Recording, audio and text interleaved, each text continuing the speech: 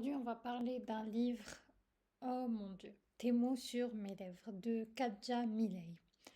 Alors, ça parle de quoi ce livre? On a Nastia, qui est une jeune fille de 18 ans.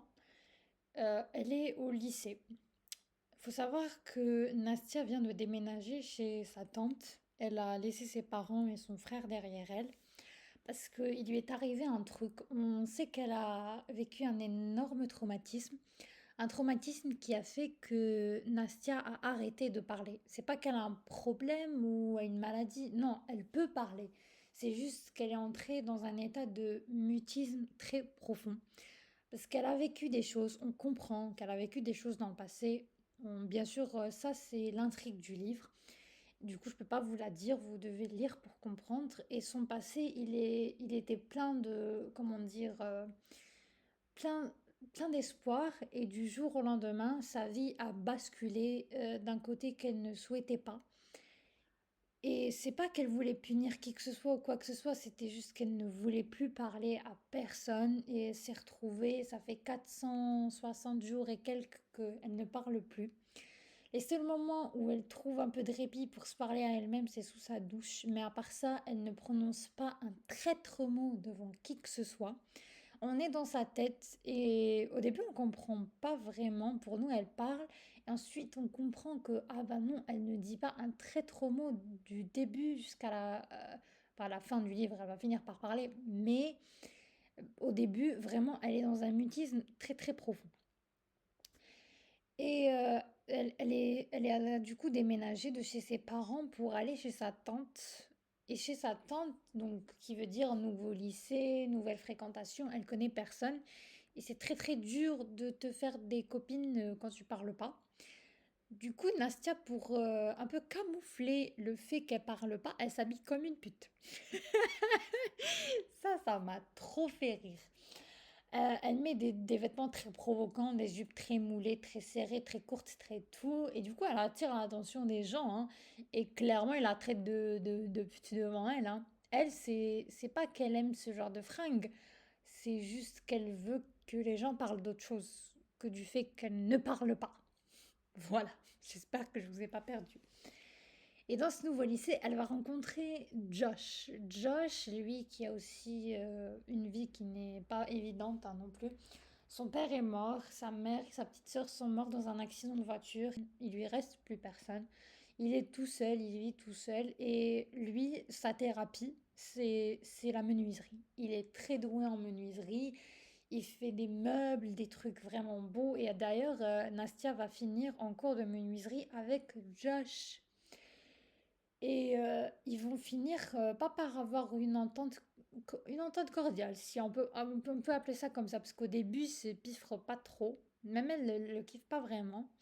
Et de fil en aiguille, on va voir l'évolution de la relation entre Nastia et Josh. Et on va comprendre beaucoup de choses en ce qui le concerne et beaucoup de choses en ce qui la concerne.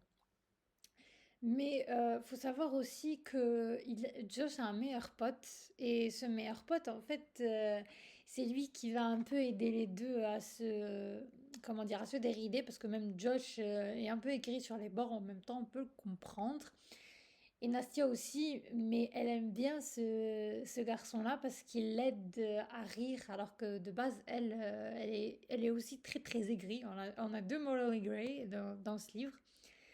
Et il va les inviter chez lui de temps en temps pour qu'ils dînent et tout. Et ça va bien se passer. Et du coup, il va y avoir un énorme rapprochement entre Josh et Nastia parce que Josh, lui, il n'a plus que son meilleur pote. Et les dîners chez la famille de son meilleur pote sont tellement drôles. Il faut savoir qu'il a une sœur aussi que Nastia ne piffre pas.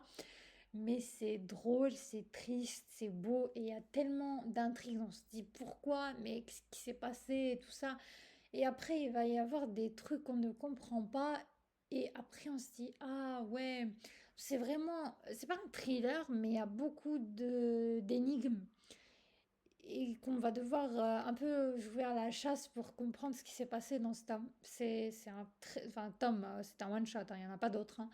J'ai cherché parce que croyez-moi, j'ai tellement aimé la plume de l'autrice que j'ai cherché est-ce qu'elle avait écrit d'autres bouquins, d'autres chefs-d'œuvre, tellement c'était beau. Non, c'est son seul et unique livre. Donc c'est une info que j'ai trouvée que je vous partage. Si jamais vous avez aimé le livre, cherchez pas parce qu'elle en a fait qu'un et je pense pas qu'elle en refera d'autres. Mais en tout cas, c'est super beau. En fait, Josh arrive à comprendre Nastia même quand elle ne parle pas. Et c'est beau. Ils vont s'échanger leur thérapie à un petit moment. Il va lui apprendre à faire de la menuiserie. Elle va lui apprendre à courir. Et c'est très beau. C'est très mignon. Et on a une belle romance qui va se former entre les deux. Et c'est juste trop beau. Franchement, à la fin, j'ai été très très satisfaite de ma lecture et j'ai adoré. Tellement adoré que j'en aurais lu toute une saga si j'avais pu. Donc vraiment, ça a été un coup de cœur, un peu triste. Je sortais les Kleenex hein, parce qu'à la fin, oh, on va apprendre des trucs, mais il en vaut la peine. J'ai adoré. La citation que j'ai préférée dans ce bouquin, c'est: je sais à ce moment-là que ce qu'il me donne n'est pas une simple chaise, c'est une invitation, un signe de bienvenue. Il me fait savoir que je suis acceptée ici. Il ne m'a pas donné un endroit où m'asseoir, il m'a donné un endroit auquel appartenir. Et oui, en fait, ces deux-là vont s'appartenir l'un l'autre. Ils vont se combler parce que chacun d'entre eux a beaucoup de démons, si on peut dire ça comme ça. Ça va pas, ils sont dans une période où ni l'un ni l'autre ne va bien et à peu près ils vont combler les trous de chacun pour former un tout vraiment magnifique. Et j'ai adoré ma lecture et je le recommande à 1000%. Franchement, ce livre, une pépite.